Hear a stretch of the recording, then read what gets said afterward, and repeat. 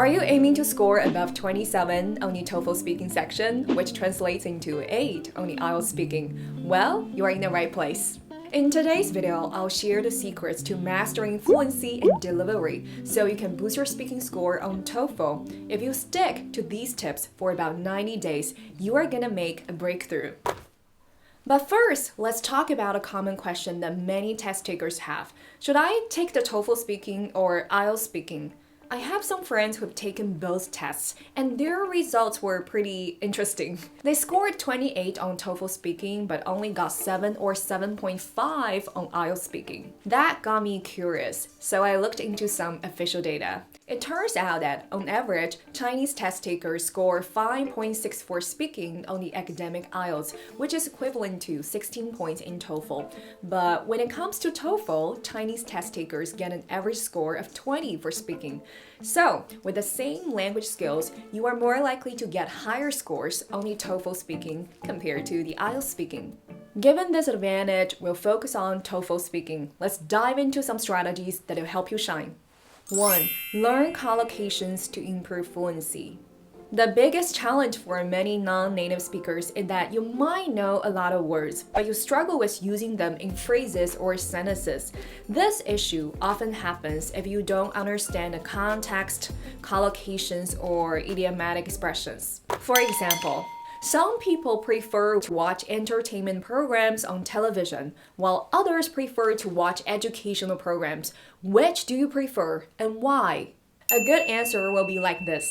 I prefer watching entertainment programs on TV because it's a great way for me to wind down. When I feel stressed out about my life, the plots can always comfort me. It helps me realize that the problems I have in my life are not as bad as those in the programs. So I'm able to appreciate my life a little bit more. So these two phrasal verbs are really simple, but they are not the first thing popping up in your minds, right? So pay attention to how words naturally combine and take note of the collocations you come across when watching TV shows, TED Talks, or VOA news. Practice repeating after the speakers until your brain and muscles remember these collocations. 2. Connect sentences to improve fluency. Now that you have the right phrases, let's connect sentences. We will use a sample question from TOEFL. Which type of community service would you prefer to engage in at your local library? Helping with organizing library events or sorting and shelving books? Explain your choice and provide reasons to support your answer. So, here are 4 tips. First tip, repeat a subject and verb with a different object. I prefer to organize events for the library because it allows me to be more involved with the local community. I prefer to organize lots of educational events to help local kids learn better. Second tip, enumerate the object.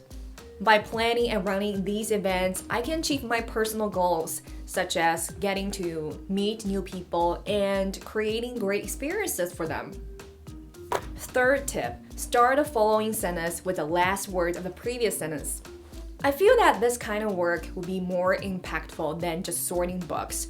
Books can offer interactions between people, but events can foster a sense of belonging, a sense of connection. Fourth tip, repeat the same idea with a different sentence. I want to build a sense of community around the library, and I believe that local people will fall in love with the place. And now you have the final answer. 3. Focus on delivery to sound natural. Delivery is really important. It's the first category of the TOEFL speaking rubric that the raters use to assess your speaking.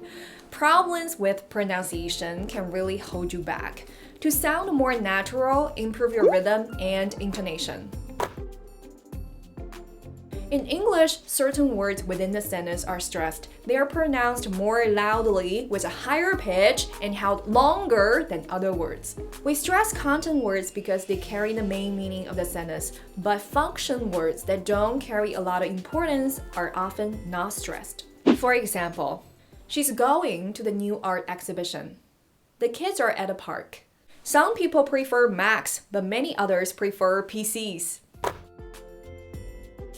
Never ever apply Chinese intonation patterns to English. In Chinese, each syllable has a specific tone.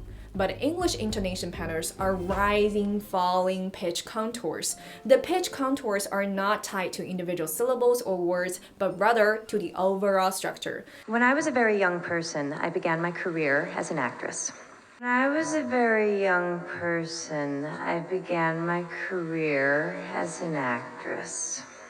The pitch of the voice glides smoothly from one word to another within the sentence. Repeat after test speakers or actors. Imitate their rhythm and intonation as closely as possible.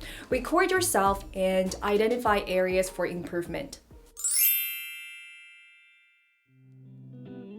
If you focus on the points I've talked about, you'll find it easier to score above 27 on TOEFL speaking, equivalent to above 8 points on IELTS speaking. Just keep in mind that you won't master everything in a snap. It takes dedication and consistent practice. Give yourself 90 days to work towards your goal. Start right now and you'll see progress.